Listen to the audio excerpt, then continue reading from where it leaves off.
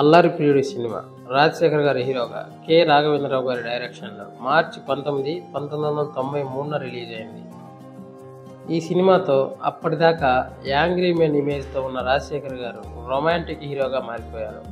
అప్పట్లో అంకుశం వంటి సినిమాతో మాస్ ప్రేక్షకుల్లో మంచి ఫాలోయింగ్ను సొంతం చేసుకున్న రాజశేఖర్ గారు ఈ సినిమాలో ప్రేమికుడిగా నటించి తాను ఏ పాత్రలోనైనా ఒదిగిపోతానని నిరూపించారు.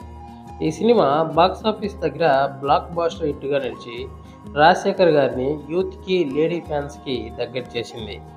ఈరోజు ఈ సినిమాలో నటించిన నటులు ఇప్పుడు ఎలా ఉన్నారు, సినిమా స్టోరీ ఏంటి, ఇంకా ఈ మూవీలో ఉన్న సాంగ్స్ గురించి అండ్ ఈ సినిమాకి వచ్చిన అవార్డులు ఏంటి అని ఈ వీడియోలో చూద్దాం. అంతకంటే ముందు మీకు కనుక మా కంటెంట్ నచ్చితే లైక్ చేయండి, షేర్ చేయండి, అదేవిధంగా సబ్స్క్రైబ్ చేసుకొని మా ఛానల్ని సపోర్ట్ చేయండి. స్టోరీ విషయానికి వస్తే హీరో రాజశేఖర్ గారు ఒక సంగీత కళాకారుడు. రాజశేఖర్ గారు ఒక కవయిత్రి పాటలను ప్రోగ్రామ్స్లో పాడుతూ ఉంటాడు. అలా ఆమె ఎవరో తెలియకుండానే ఊహల్లో ఆ కవయిత్రిని ప్రేమిస్తూ ఉంటాడు. అయితే ఆ కవయిత్రి రమ్యకృష్ణ కాగా ఆమె తన చెల్లెలు మధుబాల గారి పేరు మీదుగా కవితలు, సాంగ్స్ రాస్తూ ఉంటుంది.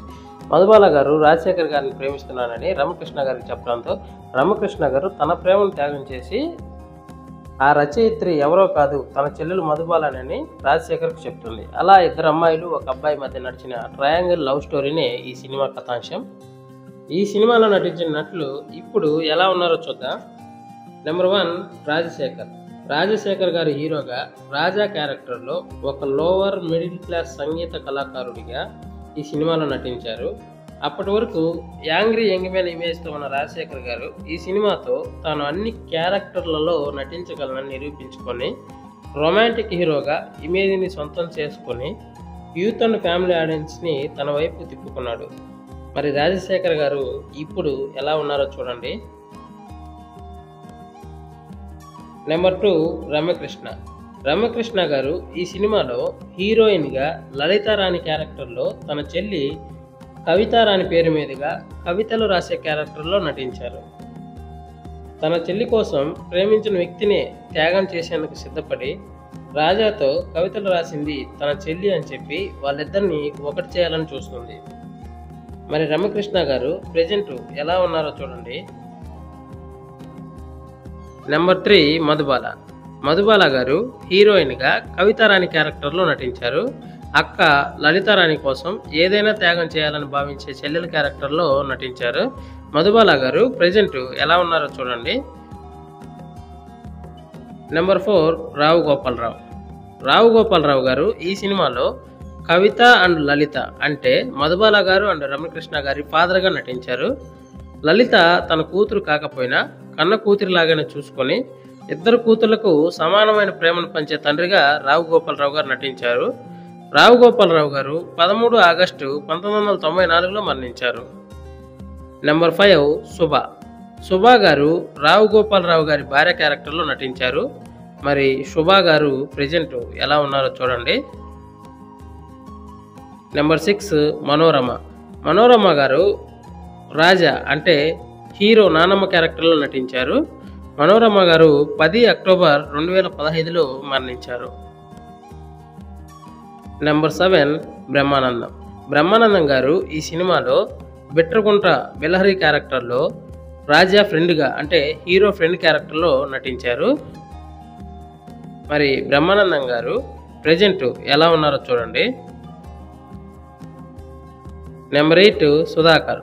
సుధాకర్ గారు బుచ్చిబాబు క్యారెక్టర్లో రావు గోపాలరావు గారి మేనల్లుడుగా క్లైమాక్స్లో కవితని పెళ్లి చేసుకొని రావు గోపాలరావు గారి ఆస్తి కొట్టేయాలని విలన్గా మారిపోతాడు. మరి సుధాకర్ గారు ప్రెజెంట్ ఎలా ఉన్నారో చూడండి. నెంబర్ 9 శ్రీహరి. శ్రీహరి గారు ఈ సినిమాలో సంగీత కళాకారుడిగా నటించారు. రాజా గ్రూప్కి ప్రోగ్రామ్స్ లేక శ్రీహరి గ్రూప్స్కి వచ్చిన ప్రోగ్రామ్స్ని క్యాన్సిల్ అయ్యాయని వాళ్ళకి చెప్పి రాజా గ్రూప్ వెళ్ళి ప్రోగ్రామ్స్ చేసేవాళ్ళు. శ్రీహరి గారు 9 అక్టోబర్ 2013లో మరణించారు. నెంబర్ 10 బాబు మోహన్. బాబు మోహన్ గారు రాజా అండ్ వాళ్ళ ఫ్రెండ్స్ ఉండే ఇంటి ఓనర్గా నటించారు. మరి బాబు మోహన్ గారు ప్రెజెంట్ ఎలా ఉన్నారో చూడండి. నెంబర్ 11 రవితేజ. రవితేజ గారు ఈ సినిమాలో రాజా అంటే రాజశేఖర్ గారి ఫ్రెండ్ క్యారెక్టర్లో నటించారు. మరి రవితేజ గారు ప్రజెంట్ ఎలా ఉన్నారో చూడండి. నెంబర్ 12 అనంత్ గారు ఈ సినిమాలో రాజశేఖర్ గారి ఫ్రెండ్ క్యారెక్టర్లోనే నటించారు. మరి అనంత్ గారు ప్రజెంట్ ఎలా ఉన్నారో చూడండి. నెంబర్ 13 సుత్తివేలు గారు ఈ సినిమాలో పూజారి క్యారెక్టర్లో నటించారు. సుత్తివేలు గారు 16 సెప్టెంబర్ 2012లో మరణించారు. నెంబర్ 14 చిట్టిబాబు గారు ఈ సినిమాలో పూజారిగా నటించారు. మరి చిట్టిబాబు గారు ప్రజెంట్ ఎలా ఉన్నారో చూడండి. నెంబర్ 15 ఐరన్ లెగ్ శాస్త్రి గారు ఈ సినిమాలో పూజారిగానే నటించారు. ఐరన్ లెగ్ శాస్త్రి గారు 19 జూన్ 2006లో మరణించారు. నెంబర్ 16 సారథి గారు ఈ సినిమాలో పోస్ట్ మాస్టర్గా నటించారు. అంటే లలితారాణి రాసిన ఉత్తరాలని మన హీరోకి ఇవ్వటం, హీరో రాసిన ఉత్తరాలని లలితారానికి అంటే రమకృష్ణ గారికి ఇస్తూ ఉండేవాడు. ఆ క్యారెక్టర్లో సారథి గారు అయితే నటించారు. సారథి గారు ఆగస్టు 1, 2022లో మరణించారు.